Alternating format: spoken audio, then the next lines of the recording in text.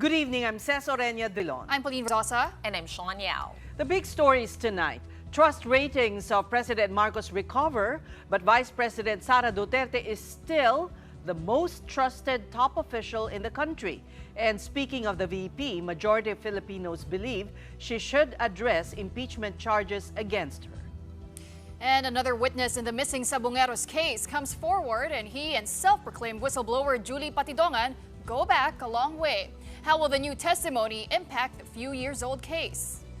And how do you solve a problem like flooding in Metro Manila? The government makes an assessment again by identifying close to 50 areas most at risk of being inundated when moderate to heavy rains come. Dahil yung mga pribadong tao ay nadadamay sa pamumulitika. Ginagamit para masira ang First Lady, ang Pangulo at ang administrasyon na ito. Nakakahiya. A new round of social weather station surveys reveal how Filipinos feel about the country's top leaders just as this administration marks its third year in office. Note that it's 13 days too before the fourth State of the Nation is delivered.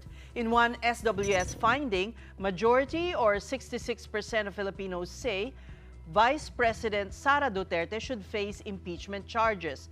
This translates to about 7 in every 10 Filipinos. It was highest in Metro Manila at 76%, lowest in Mindanao at 55%.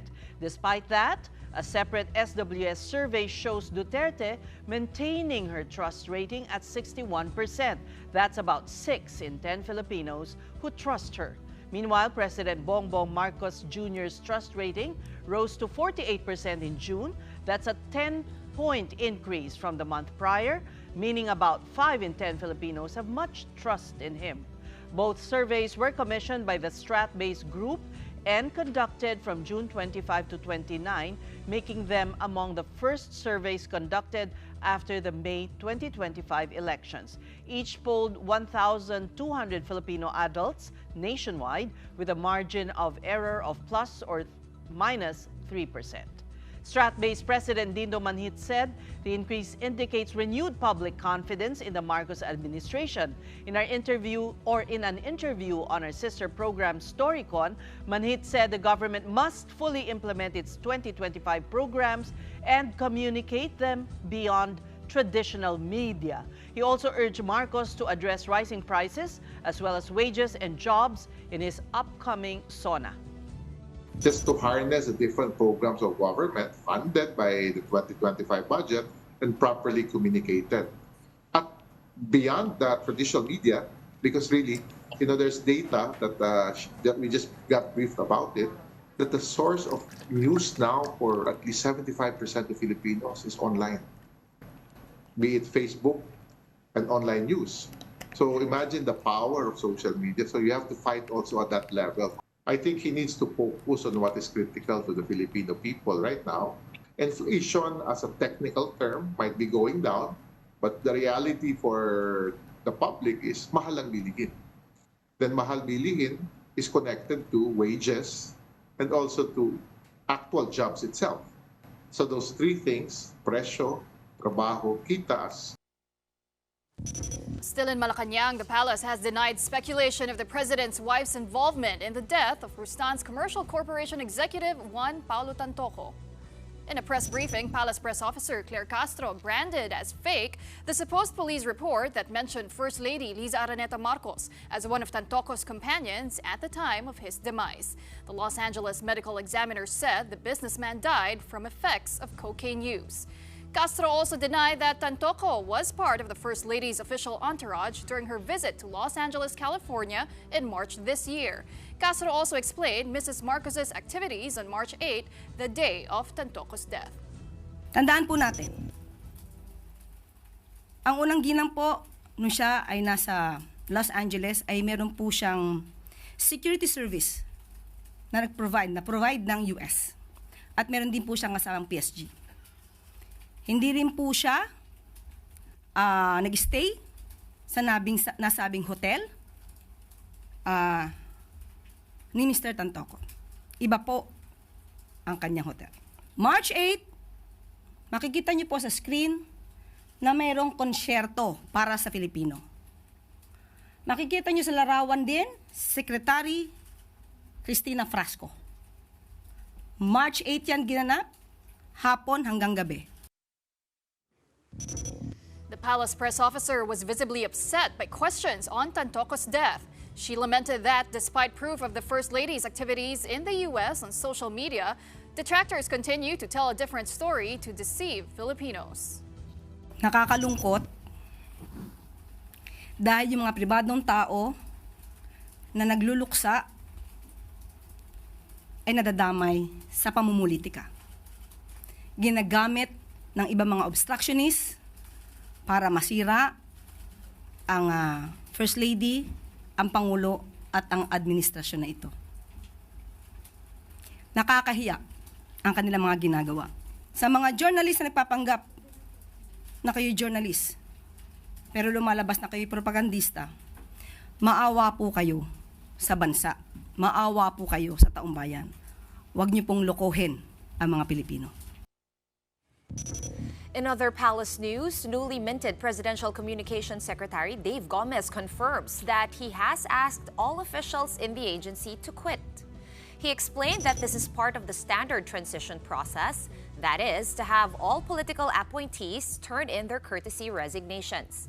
Meanwhile, President Bongbong Marcos has approved the 6.793 trillion peso proposed national budget for the year 2026. Malacanang is yet to release the breakdown, including departments that will be getting a lion's share of the spending plan. However, the palace ensures that next year's budget will be mainly geared toward improving education and addressing poverty. Sisiguruhin na ang 2026 budget ay hindi lamang pang economic growth, kundi maiangat ang buhay ng bawat Pilipino at ang susunod na mga henerasyon. Sa ilalim ng Marcos administration, mahalaga ang kapakanan ng bawat isa at ang kinabukasan ng taong bayan tungo sa mas progresibo at maunlad na bagong Pilipinas. Malacanang also revealed today that PBBM has dissolved the Office of the Presidential Advisor on Military and Police Affairs, or OPAMPA. Under Executive Order 89, signed July 11, the office's responsibilities were redistributed to existing agencies such as the Department of National Defense, the National Security Council, the Philippine National Police, and the National Police Commission. The dissolution follows the resignation of its head of office, Roman Felix, back in June, that time when President Marcos ordered the courtesy resignation of all cabinet members. OPAMPA has operated since 2022 under the Office of the Special Assistant to the President, combining military and police advisory functions that previously existed as separate offices. So much news involving the administration lately. Let's discuss these with political strategist Malu Tikia, who joins us again tonight. Good evening, Malu, and welcome to the Big Story. Long time no see. Good evening, Ces. Good evening, Shawn and Pauline, and good evening to your televiewers. Thank you for the invite. Let's zero in first on the rise in PBBM's ratings, a 10% increase. What did he do right? Well, he started going around and meeting the people, talking to stakeholders. He was more visible now. He was not inside the palace. He was reviewing things, inspecting projects, and essentially talking with the people. So I guess that is a far departure from what he was doing before the campaign. On the other hand, VP Sara remains still the most trusted official in the land. But on the other hand, 7 in 10 Filipinos still want her to face the impeachment charges. How do you interpret the seeming duality in the impeachment is something pending. You know, a lot of people would want to see the finality of that. There's so much drama and debate between the House and the Senate, and recently the Supreme Court entered into the frame. So I guess there'll be more delays, and a lot of Filipinos would just want to hear her explanation, and and probably end this and move on, because the issues that are hurting Filipinos are essentially economic. How about her continuous? She had a 1% uptick in trust rating. Well, the trend, I do not want to comment on SWS survey. We did our own survey, which came out July 9 from the period 27 to 30 June. It's 1,500 respondents. The trends are the same. The president is able to recover. The vice president, there was in our case, there was a sudden slide. But she remains the highest approval and highest trust. These things may differ depending on the time frame, but what remains constant across all surveys is the role of the impeachment, the role of the ICC, and the role of the summons that the impeachment court decided before the end of the 19th Congress. If you look at it, these three would actually be the most pressing issues affecting the overall performance of the vice president. In connection with the president, it would appear also that anything Duterte has a direct impact as being the most pressing issues affecting the overall performance of the president.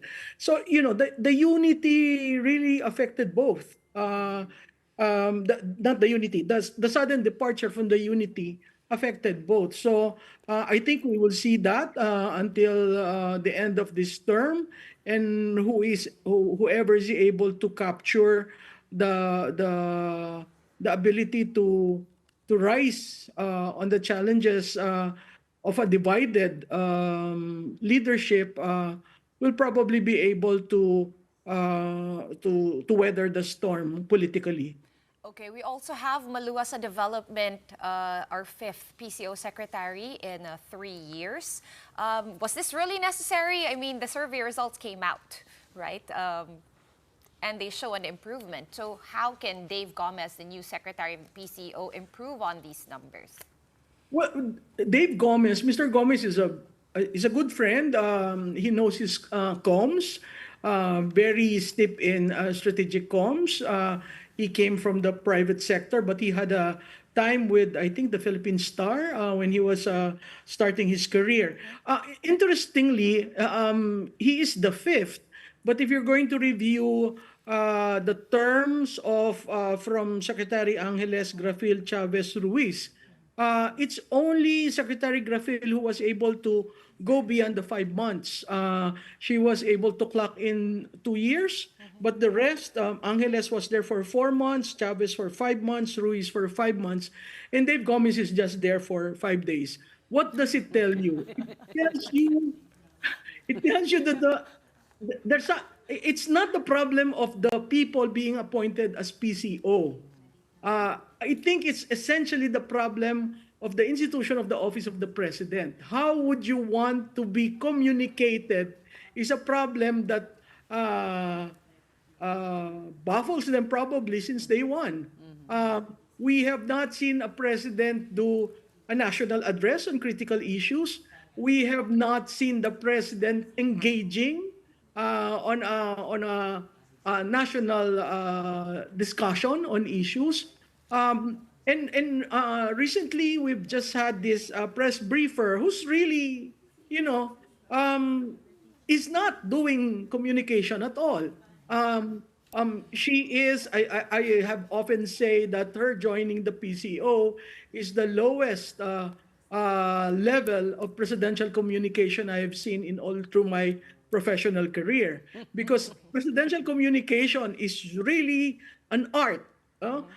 You need to go back to how I started during my inaugural, explain where are we now based on that inaugural, build on the bricks, brick by brick of the SONA, and right now we have someone explaining. She's a briefer, no?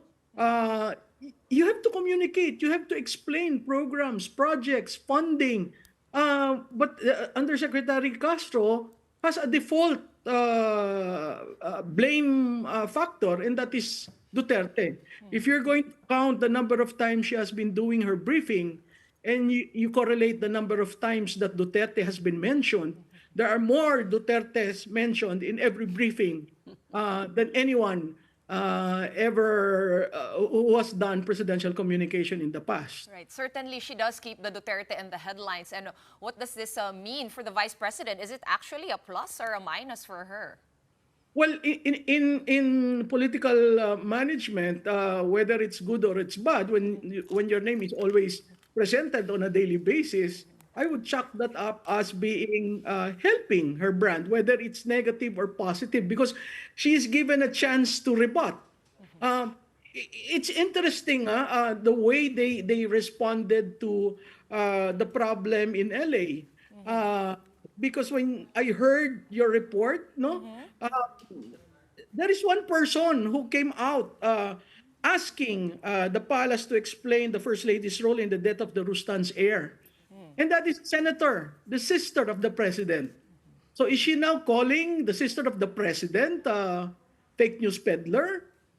Is she now calling the sister of the president, obstructionist? You beat us to asking that question, but anyway, go ahead. Go ahead. A detractor. Sorry, I'm segueing to that because I might lose that chance of, it's really problematic. And I hope Secretary Gomez reins in Yusek, what's her name? Castro. Yeah, because there's so many names given to her. And, if you're an explainer, you need to maintain that neutrality and that being above the fray. Hindi ka naman tindera sa sari-sari store. But she did point out, Malu, that the police report that was circulating on social media was not... she basically called it fake. Yeah, she straight called up. it fake. Yeah, but what's the best way of trying to address that? Why don't they write a letter to the LA and seek a report? The investigation is not yet finished. And the best way really to rebut such an issue is take a hair follicle test. And that would rest, all this issue percolating for the past 3.5 years. So there are ways of explaining it. But, when you go around, trying to, do a drum roll of whatever kind, it's not serving the institution of the presidency. Well, you're right, Malu, because a lot of the criticism on the PCO is that they're very reactionary, they respond to all these issues. But how can they strike a balance between communicating their agenda and also not letting disinformation proliferate? All these narratives that are hounding them. Well, come up with actual facts. Come up with documentary evidence.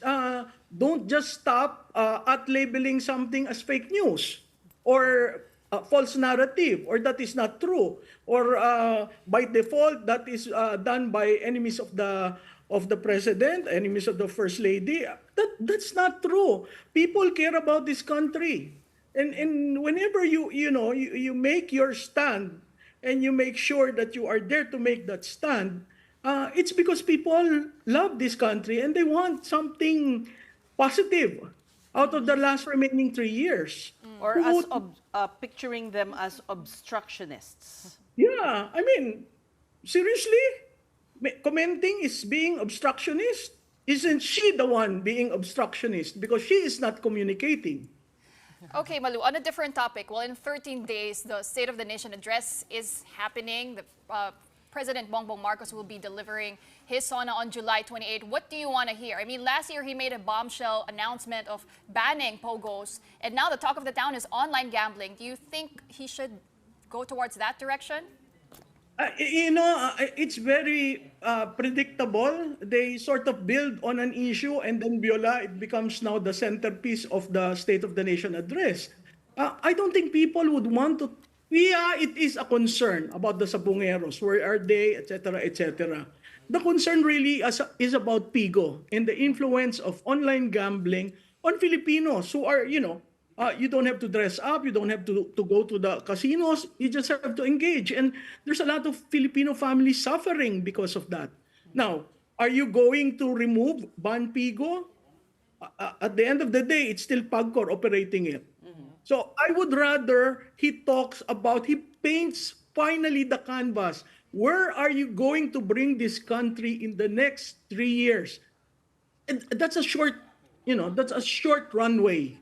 But you know, Malu, there's a development relating to the missing Sabongeros, which, according to Justice Secretary Boying Remulla, may intersect the drug killings during the time of President Duterte. So it has become more relevant in the entire country. Says that is, again, predictable. Anything they connect to Duterte. So there's this person who is now saying that there are police who did the operation on the war on drugs who were part of the Sabongeros, who were part in the whatever happened to the Sabongeros. My point being is that's a police matter. File the cases and let the courts decide. Meanwhile, because this president is not really a president for public safety. So why venture into that? Talk about the economy, talk about your build more, talk about what can be launched in the last remaining 3 years, talk about reforms. But it can be relevant because the rise of e-sabong happened during the previous administration. And it did also affect the lives of many Filipinos. Maraming nasirang pamilya, nawala ng pera, etc. The betters, I mean. Agree, but would you rather take 2 hours, 3 hours on Sabongeros than talk about what's important to Filipinos? I think, yes, it is a major issue, but certainly a lot of Filipinos would want to know, he just said there will be 6.7 trillion budget. Will it be followed by the House of Representatives? Will it be the same as the 2025? Will it be ayuda again and all the safety nets? I mean, but Malu, that's the point, right? I mean, your survey as well as SWS, it's the same 3 issues at the top of mind for everybody surveyed. It's about health, it's about the rice, it's about inflation, price of basic goods. And the question, I suppose, is that sexy enough for a sauna? Yes. If he, for example, says, okay, PhilHealth, I will give 100% coverage. That's sexy. After coming from this PhilHealth brouhaha of removing the funds, okay? GOCCs, I will give you all the subsidy so you can produce what we need to be done, right? Prices, it's a supply-demand thing. So how do we? These things can be done without much, introduction of laws. There is talk about removing the VAT on gasoline. There is talk about removing the VAT on electricity. There's so many proposals out there for that was filed by members of the 20th Congress. But seriously, I want to hear this president talk to us and tell us this is what we're going to do in the next 3 years. Paint me a picture so that I will be confident that in the next quarter and in the succeeding quarters of this year, people will be satisfied that the government is really moving. So are the vlogs not satisfying enough? He did try a different tack this year, although there's only been, I think, two episodes. Well, 1 episode with Katunying and about 3 episodes with Cheryl Cosim. I don't understand why he needs to have a moderator there to ask him questions. He can go directly to the Filipinos and tell us, alam nyo, mahirap maging presidente, pero ito ang gagawin ko. We Maybe need a town hall would be nice. Yeah, a town hall would be nice, where it's not moderated. It's really him talking to the people.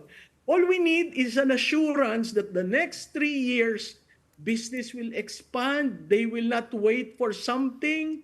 There'll be investors coming in. Tourism, the visitors will be coming in. We need pang-priming of the economy. Kasi yan, pag naayos, hindi na magiging issue magkano ang minimum wage ko, ang presyo ng bilihin, meron ba akong pera para sa pamilya ko sa susunod na hapunan. Basic stomach issues. Kung hindi pa natin i-address ang stomach issues na yan, the bigger projects won't really be relevant to Filipinos, which is a sad thing. The only time I remember him doing a town hall, or close to it, as Ces calls it, is after the ICC arrest of a former President Rodrigo Duterte. We never asked you, how did you assess his performance then? It was late at night? I think No, that around... was a press con lang. It was a press con, yeah. But Press con it lang was the yun. closest to a town Closest thing hall. we had The closest... to him answering questions. Yeah.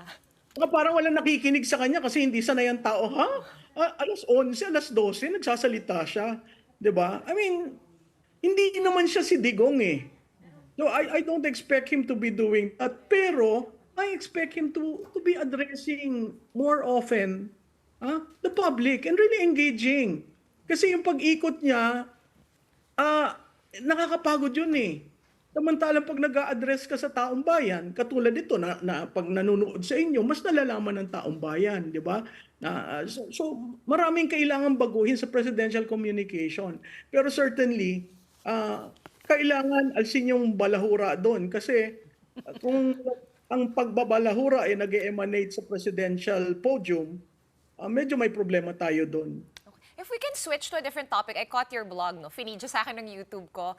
This was about the Senate presidency. Are you not sure then that, not assured, Senator Cheese Escudero, that he will keep No, a hold? I'm because that was taped several weeks ago. I think we have in the Senate, I think the numbers are there for Senator Cheese Escudero. I don't think there'll be a surprise because the only remaining votes out there are Lacson, Legarda, Soto, and Hontiveros. The Kiko BAM, they've come out clearly, and they've already sent signals that they might, be with the majority. So if you have those numbers, I think current Senate President Escudero will remain. On the other hand, at the House, Yeah, that was what I was gonna ask, because you said it was a few weeks ago. So has anything changed from what you said in that video? yes, I think there are 5 names that are being, discussed, and these are Toby Chanco, Frasco, Marcos Barba, Albi Benitez, and Martin Romualdez. Certainly, the signaling coming from the camp of Martin Romualdez are being measured. You saw him very active with the first termer during their training. There was an announcement in a tabloid of J.J. Suarez being appropriations head, and that caused some problems with the current members. So it's still It's fluid, you're saying? It's not very fluid. in the bag. Yes, it's still very fluid because Interestingly, moving to another issue, if we may, your survey shows Risa Ontiveros as the most favored senator. What does this mean? most favored, again, thank you for asking that. There were 12 names there, and the 12 names were those who did not seek re-election. We did not add 12 because there would be bias because of the recency of the election. Senator Hontiveros was also most favorable in Q1 of our Pahayag survey, which means she has been in the limelight. She has been doing a lot of inquiries in aid of legislation. She has been hammering on certain things and certain advocacies. So as far as the public is concerned, siya yung masipag, siya yung nakikitaan ng seryoso sa pagtatrabaho, siya yung nakikitaan na nag-aaral sa pagtatanong, kaya most favored. Makikita mo, nalampasan niya si Tulfo. Tulfo started out, very public-oriented, citizen-centric, but faded. So it was actually in the second quarter where Senator Hontiveros passed Senator Tulfo in terms of Anong favorability. basa mo, Malu, doon sa, syempre pinag-uusapan recently, no, kung sasama ba si Kiko at si Bam kay Senator Risa or iiwanan nila siyang mag-isa sa minority or sa opposition?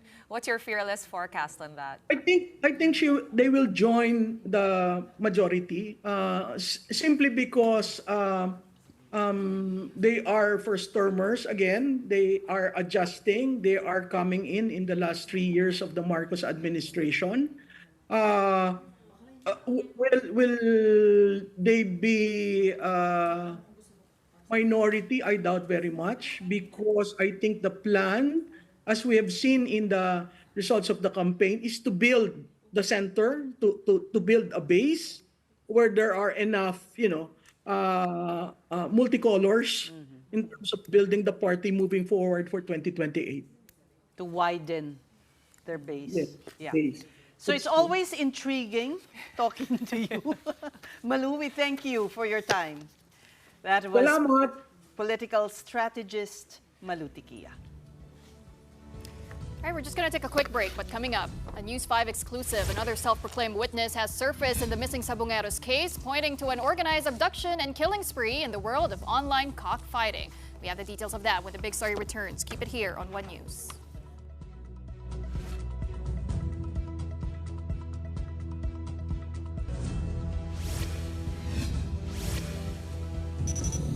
The Big Story is back with another personality coming forward with his story on the missing Sabongeros. This time, the so-called witness is a local official who allegedly moonlighted as a Sabong master agent. His story in this report by Mobile Journal, Marymon Reyes.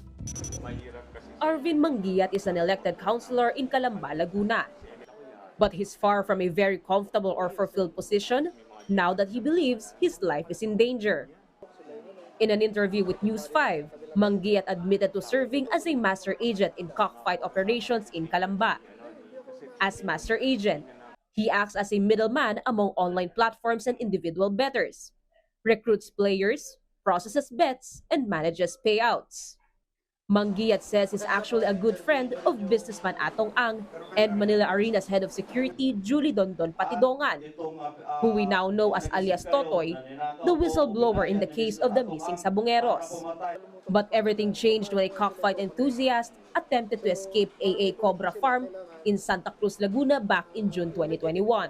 The said personality supposedly asked Mangiat's help to help mend ties with Ang and to clear his name. That's the beginning of the end of Mangiat's relationship with the gambling industry tycoon. So sabi ko doon sa friend ko na malapit din kay Mr. Atong Ang na tulungan namin. Kaya naging suggestion naman niya, pag nilapit natin yan, baka maging suspect pa tayo. Tayo pa pong suspecha na nagpipinance tayo dyan. Just weeks after he hid the Sabongero, Mangiat claims to have been subjected to an ambush while aboard an SUV. He sustained 80 gunshot wounds all over his body, but miraculously survived. Solo lang ako doon sa sakyan ko kung magmamaneho. So may humarang sa akin na dalawang Fortuner, tsaka may dalawang motor silang kasama. Yun, sabay-sabay silang namumutok. So sa pagkakatanda ko, 6 yung namumutok sa akin na puro mga naka-Bushmaster. Kaya estimate ko nasa kulang-kulang 200 na bala yung ginamit nila sa akin.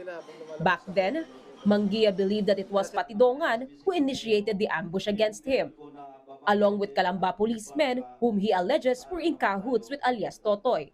4 years after, Patidongan went public with his testimony. According to the self-proclaimed whistleblower, Mangiat was also on the hit list. Pinapaambos yan ni Mr. Atong Ang sa halagang 2 milyon. Dahil ang akala ni Mr. Atong Ang ay ito si Arvin Mangiat, siya ang pinanser ng Manchuchupi.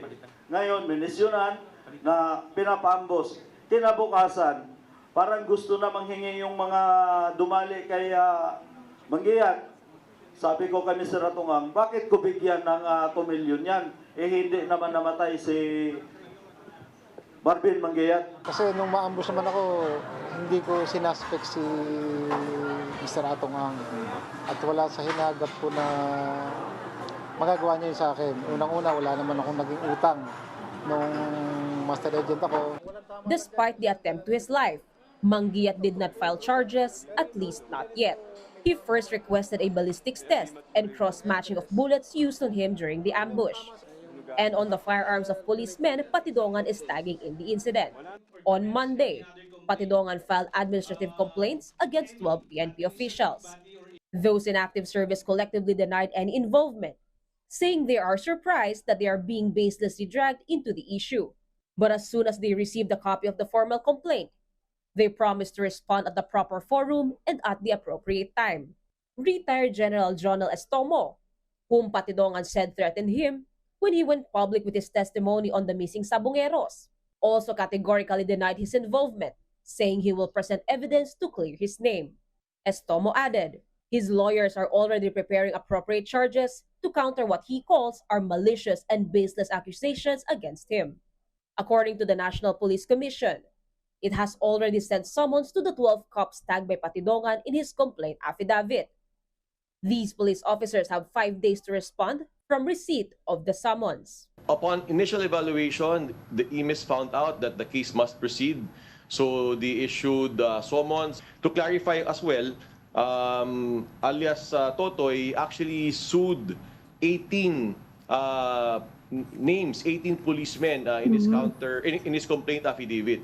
However, based on our evaluation, 6 of them have been already dismissed from the service.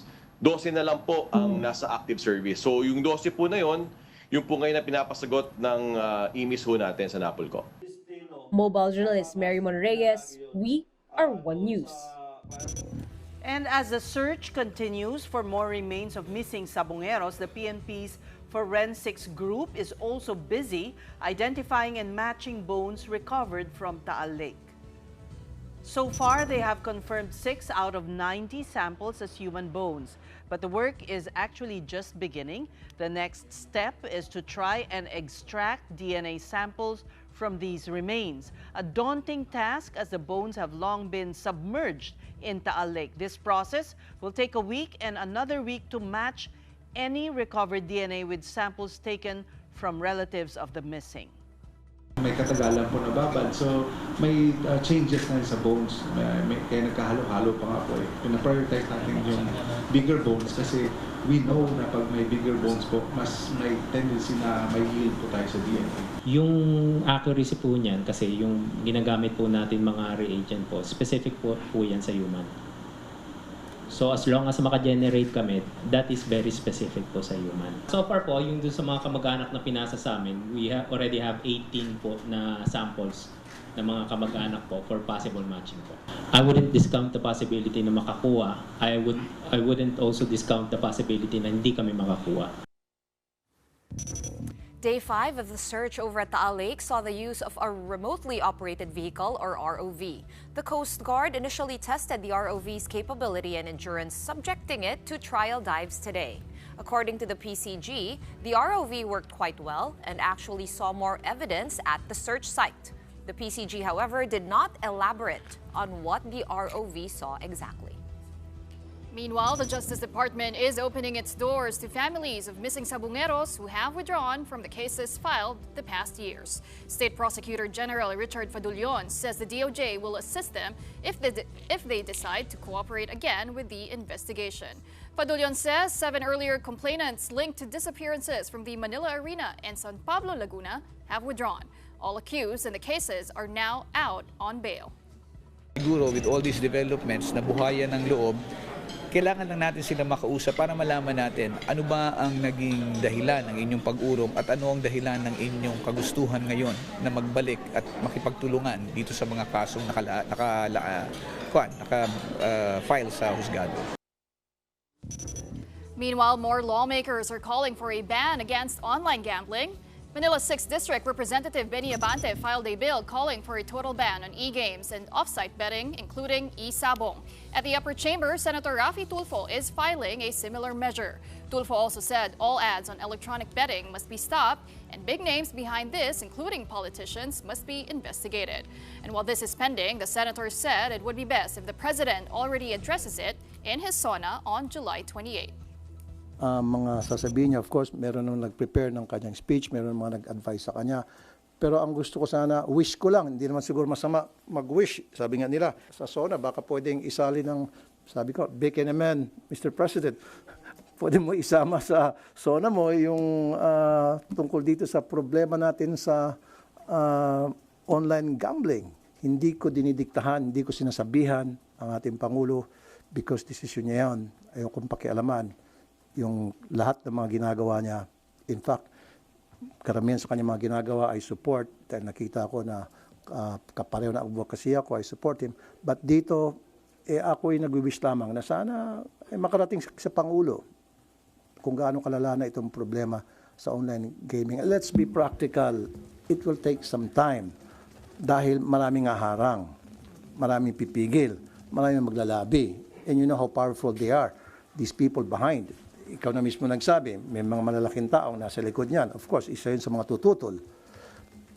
But at least we're doing something and we're gonna fight for it. And for the meantime, habang wala pa yon, I'm calling upon PAGCOR, I'm calling upon AdBoard, DICT. Magtrabaho naman kayo. For its part, Malacanang said it has to study the possible impact of banning all forms of online gambling, especially on the economy. Hindi po tayo maaari magpadalos-dalos dito. Dahil minsan ko po, kapag ka po mismo ang legal at license na mga online gaming sites ang iyong ibaban, mas dumadami ang mga illegal na online gaming sites. At yan po ay mas nakakaapekto sa ekonomiya. So pinag-aaralan po yan ng Pangulo. We're pausing for another quick break, but when we return, in the NCR, when it rains, it floods. What has government planned for the metro this time to solve a problem that just won't go away? We have that story when the big story returns. Keep it here.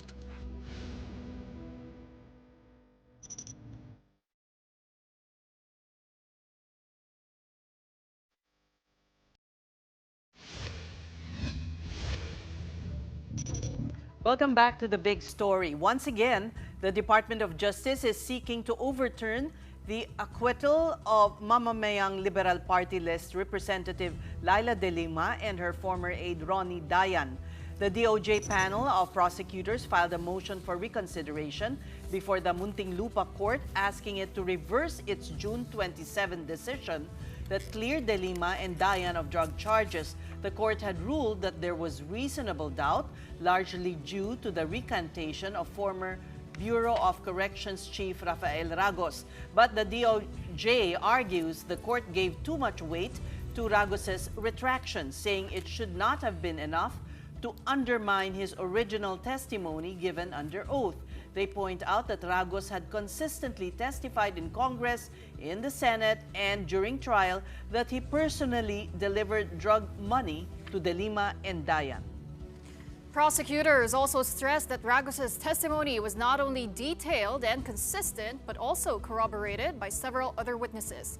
The DOJ says Ragos never claimed to be coerced when he first testified, and that his statements were made voluntarily with no signs of intimidation nor pressure. Prosecutors warn that relying solely on a retracted statement without weighing it against the original testimony and supporting evidence sets a dangerous precedent. They now ask the court to reconsider its decision and issue a new ruling, one that declares De Lima and Dayan guilty based on the totality of evidence. Right, moving on now to other news. The MMDA has released a list of 49 flood-prone areas in Metro Manila as part of its preparations for the rainy season. This list includes Maisilo Circle in Mandaluyong, España and Taft Avenues in Manila, Araneta Avenue, EDSA Camp Aguinaldo and Commonwealth Avenue near the MRT-7 Batasan Station, all in Quezon City. Also identified as high-risk areas for flooding are Muntinlupa, Parañaque, Las Piñas, and Marikina. The MMDA adds that flooding is aggravated in some parts of Manila, particularly in Taft Avenue and Ermita, due to the closure of drainage systems and unfinished pumping stations and pipes near the Baywalk Dolomite Beach project. The agency is currently rehabilitating and clearing pumping stations clogged with trash, which it cites as the primary cause of flooding. The MMDA is likewise coordinating with local governments to align drainage systems and is asking the public to properly dispose of their garbage. And now, to make sense of these efforts and to shed light on what the government is doing to address Metro Manila's recurring flooding problems, we're joined by DPWH Secretary Manny Bonoan.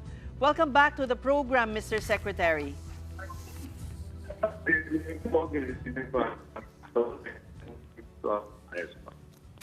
All right, Secretary, may you perhaps change your location? We can barely understand.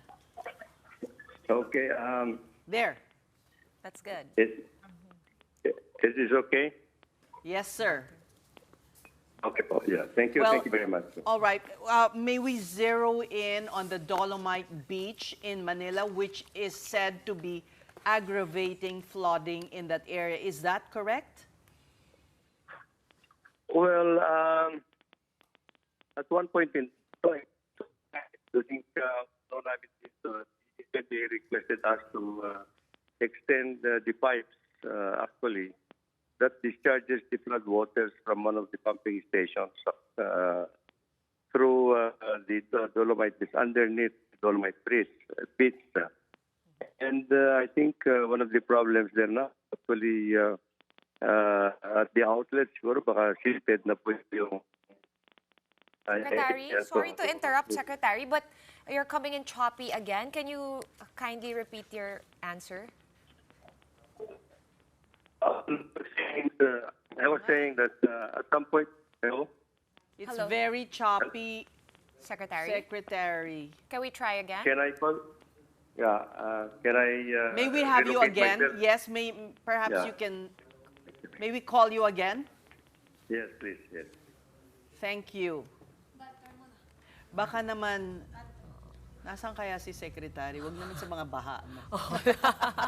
Pero alam mo, nakita ko nga kanina sa Twitter, grabe rin pala yung baha sa New York. Oh, really? So yeah, I think with climate change, I mean, You mean New York, Cubao? Hindi. Hindi, New York City talaga. The Big Apple, not just New York, Cubao. But totoo nga. Pero yung sa atin talagang persistent no? Sa kanila bago Baka maunahan pa nila tayo ma-address. Yun yung malungkot doon, di ba? Yung sa atin forever na.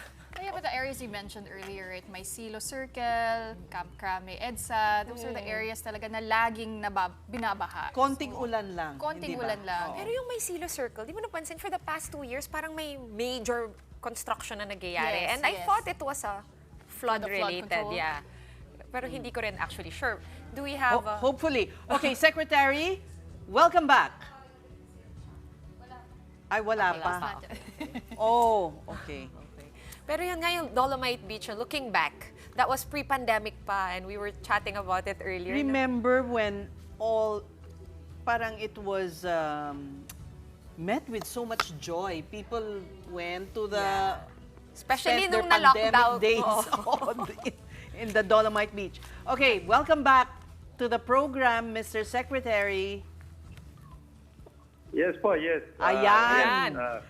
O sige, unahin na po natin yung Dolomite Beach bago yes, yung... Go ahead. Yeah, I was saying a while ago that yung sa Dolomite Beach, because of the Dolomite Beach, we have to extend po yung... the MMDA requested us actually to extend the pipe to discharge the flood waters from that area underneath the Dolomite Beach, no? Mm-hmm. So, well, I guess the maintenance, of course, of the pumping stations is with the MMDA po. All pumping So stations po in Metro Manila are MMDA's responsibility? Yes po.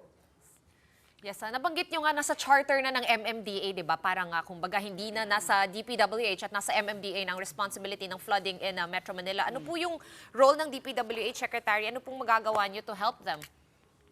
Well, we are actually coordinating with some programs now, like under the World Bank, ongoing World Bank assisted program. We are now undertaking the rehabilitation of I think about 32 pumping stations to increase the discharge capacity. So we might be able to finish all of this, yung rehabilitation and increasing the capacity of these pumping stations by next year po. Lahat po yung 32 na sa Metro Manila, Secretary? Yes po. Okay, so obviously it's because of all the waste that gets stuck in these pumping stations kaya hindi nakakalabas yung tubig. Tama po ba? It's basura. That is part of the problem po. That we are addressing actually po with MMDA. I think, there are also issues about land use. And of course, what is aggravating is actually the waste management issue that yung mga bumabara sa mga drainage yata in Metro Manila. Okay. In the meantime po, the department is also addressing yung Pasig Marikina flood mitigation system by putting up some engineering structures doon po sa Upper Marikina to temporarily impede yung flood waters po. You're talking about the river basin? Yes, Pasig Marikina River Basin. Well, Secretary, we are in the midst of the rainy season here in the Philippines, and sunod-sunod po yung mga ulan, and ang nararanasan po natin until now is that onting ulan lang nagkakabaha po in several areas, particularly in Metro Manila. What's the update on the current flood control programs? Will we start to feel the effects of that this year pa lang po? Well, in Metro Manila po, we are actually just trying to coordinate with the Metropolitan Development Authority. Sabi ko nga, yung flood management program for Metro Manila is principally the responsibility of MMDA kasi it is under their charter that they are the ones responsible for it. No? But having said that anyway, we are still continuing to assist them in some engineering interventions po in Metro Manila. Secretary, I think, go ahead. Yes po. Okay. You also said that there are, outside of Metro Manila, around the Philippines, that we have about 50 separate river basins. Yun po yung mga flood-prone. 18 po, 18. 18, okay. And 18 river basins. yeah, you mentioned that yung plans for those were 50 years old and that you were having them updated. This was the last time we spoke to you. Meron na po bang update doon sa 18 river basins? Yes po. I think most of them are already updated. Yung major river basins. And some of them have been completed. Which some of ones? them like, Cagayan de Oro River Basin, dito po sa may Cagayan River Basin, what I can remember, I think there are 4 or 5 river basins that we have already completed. Now we are planning for the other river basins for under official development assistance from other lending institutions. The World Bank funded improvement of the pumping stations po is how much yung funding po? Well, I'm sorry, but I don't have the exact figure now po. But I think they have funded actually the rehabilitation of 32 pumping stations in Manila, in Metro Manila, and the construction of 2 new pumping stations that will be located in San Juan River in Quezon City po. And to your mind, Secretary, does the MMDA have the capability to oversee the pumping stations? Because we do understand that there have been some instances where hindi nabuksan yung pumping station in the middle of a storm. So things like that, yung inefficiencies. Well, let me put it this way, that I think many years ago, I think they had been already, the Department of Public Works and Highways has already turned it over to MMDA, yung flood management for Metro Manila po. Lock, stock, and barrel. So is that a good thing or a bad thing? Well, please be candid. Meron ba silang capability? I am sure that they have all the organizational setup naman. when they absorb the responsibility po. But I think it's a little complicated. No matter how much we do in Metro Manila, unless it is collectively and integratedly addressed. Like if we have all the pumping stations ready, if we cannot address the waste management program or the mga resettlement of informal settlers and things like this. And besides, actually, the other thing that we see that's already complicating the problem is that the drainage mains in Metro Manila are also very, very old. Pero nagiging drug din minsan. Well, thank you for being candid with us, Secretary. Tama kayo. It needs a whole of government approach. Thank you so much. Magandang gabi po sa inyo, DPWH Secretary Manny Bonoan. Ito, tapusin na lang natin. Just to close the loop to what Secretary said, no? So, noong 2017, the Philippines borrowed a combined $415.2 million from the World Bank and the AAIB. A lot of money. Yeah, to bankroll, yun nga, yung cost for that pumping stations. So, that's 11,110 hectares of flood-prone areas in the NCR. By 2026 daw matatapos. Pero yung target nila is to finish it by 2030. 2030? So, it's good kung matapos sila 4 years early. He said, di ba? 2026? We'll Or have did to we hear him right? The audio was there. Parang yun yung narinig ko. May notes nga we're hanging. Every word when he's talking kasi parang hindi mo masyado maintindihan talaga eh. Oo nga. Secretary, punta na lang kayo dito next time. Open invite. Okay, overtime na tayo. All right, and that's it for the big story this Tuesday. Thank you for watching. We are One News, all sides, all the time. We'll be back here tomorrow as usual at 7:30. See you then. Have a good night.